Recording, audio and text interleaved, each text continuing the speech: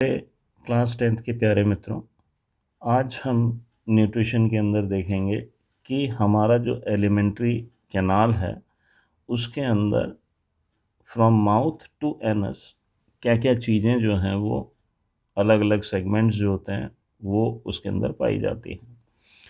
तो अगर हम अपने सेशन के अंदर अगर हम देखें तो माउथ जो है वो एक हॉलो स्पेस है, हॉलो स्पेस है। और इस हॉलो स्पेस को हम क्या कह रहे हैं? Buccal cavity. और यहाँ पर अगर हम देखेंगे तो 2 जॉज भी हमको देखने को मिलते हैं। ये जो 2 जॉज होते हैं इसके अंदर एक तो होता है अपर जॉ और ये इमूवेबल होता है।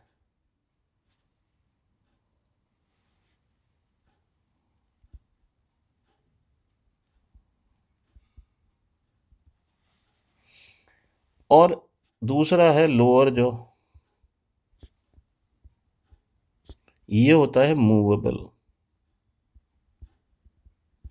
यानी हम अपने नीचे वाले जबड़े को हिला सकते हैं लेकिन ऊपर वाला हमारा जॉ जो है वो फिक्स होता है। इसके अलावा अगर हम देखें तो इसके अंदर टीथ होते हैं। टीथ की अगर हम बात करें तो 4 टाइप्स के टीथ होते हैं।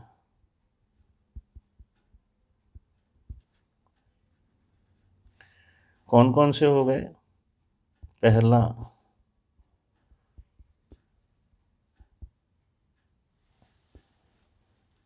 इंसिजर्स, दूसरा कैनाइन,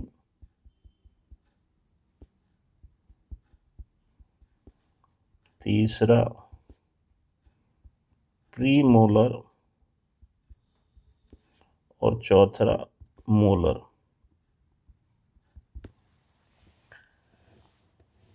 ये सारे टाइप्स के जो टीथ होते हैं वन जॉ के अंदर 16 टीथ होते हैं एडल्ट में। यानी 2 जॉज हो गए,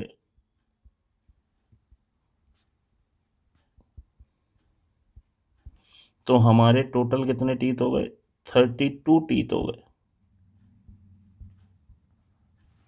किसके अंदर? हमारे मुंह के अंदर, यानी माउथ के अंदर। माउथ को गार्ड कौन करता है?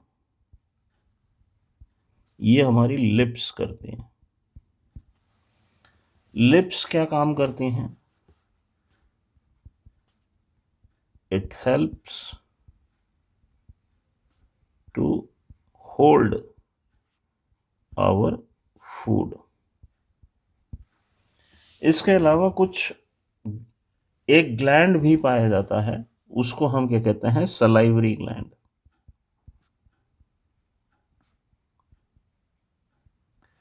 सलाइवरी ग्लैंड क्या रिलीज करता है? एक एंजाइम रिलीज करता है जिसका नाम है सलाइवरी अमाइलेज। ये क्या काम करता है? स्टार्च को कन्वर्ट कर देता है किसके अंदर? ग्लूकोज के अंदर। ठीक है। 3 पेयर्स होते हैं इसके, सलाइवरी ग्लैंड्स के।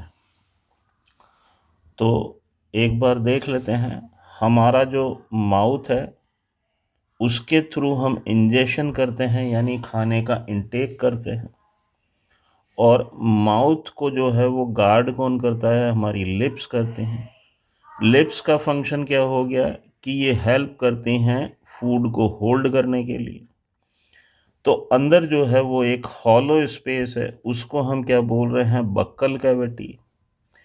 ये किस काम आ रही है, च्यूइंग और सॉल्विंग के काम आ रही है, किसी भी चीज़ को चू करना, छोटे छोटे टुकड़ों में तोड़ देना और निगल लेना।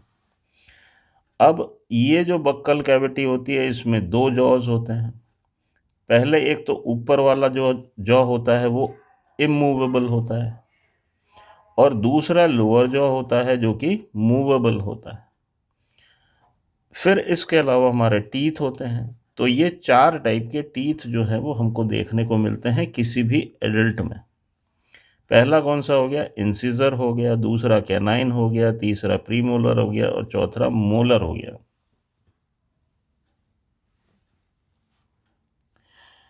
एक जॉ के अंदर टोटल जो संख्या है टीथ की वो 16 है। तो टोटल टीथ जो हैं वो 32 हैं किसी भी एडल्ट में।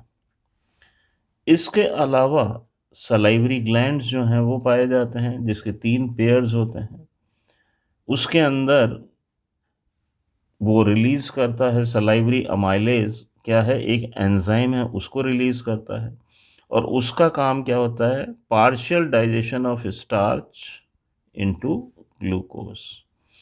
तो ये इन शॉर्ट चीज़ें आपको अभी बताई हैं लेंथ के अंदर, और आगे जाके और डिस्कस करेंगे। फेरिंग्स की अगर हम बात करें, फेरिंग्स क्या है, यानी जस्ट बक्कल कैविटी के थोड़ा सा साइड में कान की तरफ और गले की तरफ वाला जो हिस्सा होता है अंदर की तरफ, उसको हम फेरिंग्स कहते हैं। यानी फेरिंग्स क्या है, एक कॉमन पैसेज है फॉर फूड एंड एयर। यानी फेरिंग्स क्या है, एक कॉमन जगह है जहाँ से फूड भी गुजरता है और एयर भी गुजरती है। फिर उसके बाद है ईसोफेगस, जिसको हम फूड पाइप भी कहते हैं। ये इस तरीके का फूड पाइप होता है। इसके अंदर जो है वो मसल्स होती हैं, लॉन्गिट्यूडनल और सर्कुलर मसल्स जो हैं वो पाई जाती हैं, जिसकी वजह से वो खाने को, उसके अंदर एबिलिटी आ जाती है कि वो खाने को नीचे पुश कर सकता है। तो उस प्रोसेस को हम क्या कहते हैं, पेरिस्टलाइसिस। ये क्या हो गया, मसल्स हो गई। तो ये मसल्स जो हैं वो कौन कौन सी होंगी, लॉन्गिट्यूडनल एंड सर्कुलर मसल्स हैं। ये मूवमेंट करेंगे और उसकी वजह से क्या होगा, खाना नीचे आएगा, पुश डाउन।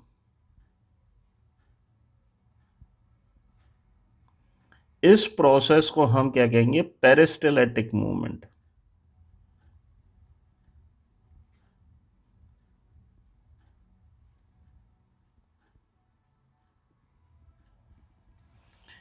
नेक्स्ट है हमारी स्टमक।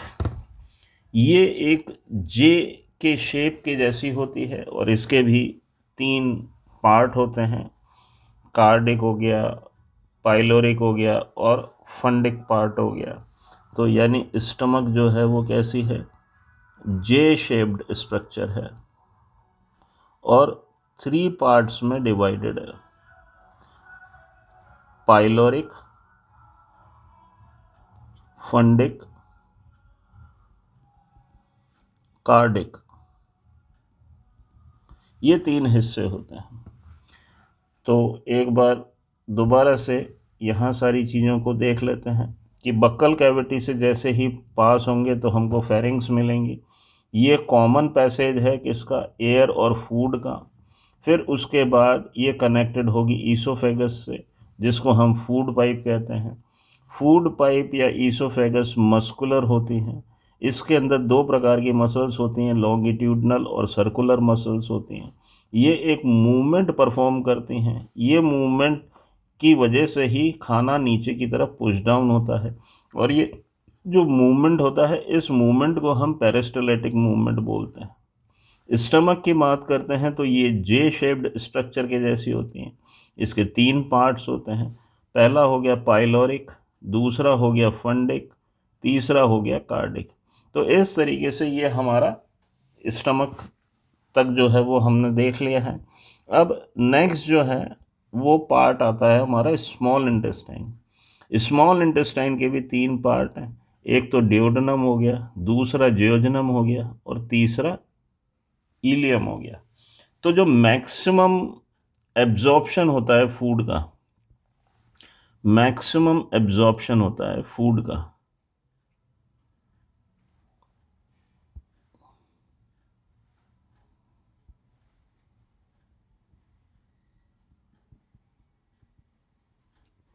फूड का वो कहाँ पर होता है? इलियम के अंदर होता है।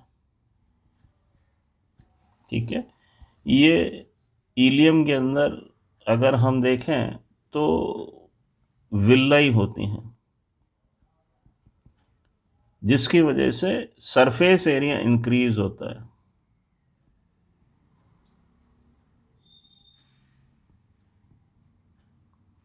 और यही कारण है कि जब सरफेस एरिया ज़्यादा मिलता है तो एब्जॉर्प्शन ज़्यादा होगा। फिर उसके बाद अगर हम देखें तो हमारी लार्ज इंटेस्टाइन है। लार्ज इंटेस्टाइन के भी तीन पार्ट हैं, कैकम, कुलोन और तीसरा रेक्टम। यानी थोड़ा बहुत रीएब्जॉर्प्शन जो कैकम के अंदर और कुलोन के अंदर होता है, लेकिन जो रेक्टम है यहाँ पर वेस्ट प्रोडक्ट जो होता है वो स्टोर होता है। और ये जो वेस्ट प्रोडक्ट स्टोर होता है, इसी प्रोसेस को मतलब ये जो वेस्ट प्रोडक्ट स्टोर होता है जिसको हम डीफेसिकेट करते हैं, यानी अगर हम देखें तो स्टोर्ड फूड को बाहर निकालना किसके थ्रू? एनस के थ्रू। तो उस प्रोसेस को हम क्या कहते हैं? डीफेसिकेशन। डीफेसिकेशन हो गया removal of stool.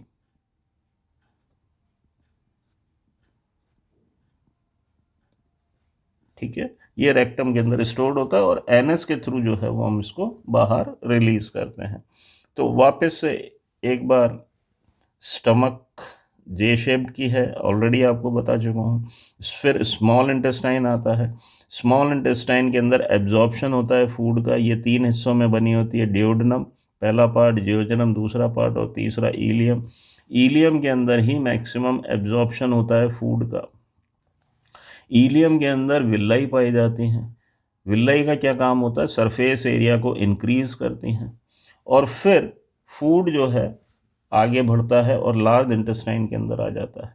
Large intestine भी तीन पार्ट की होती है, कैकम है, कुलोन है, यहाँ पर थोड़ा बहुत वाटर और मिनरल्स का रीएब्जॉर्प्शन होता है। और फिर रेक्टम वो जगह है जहाँ पर वेस्ट मटेरियल या वेस्ट प्रोडक्ट जो है वो स्टोर होता है।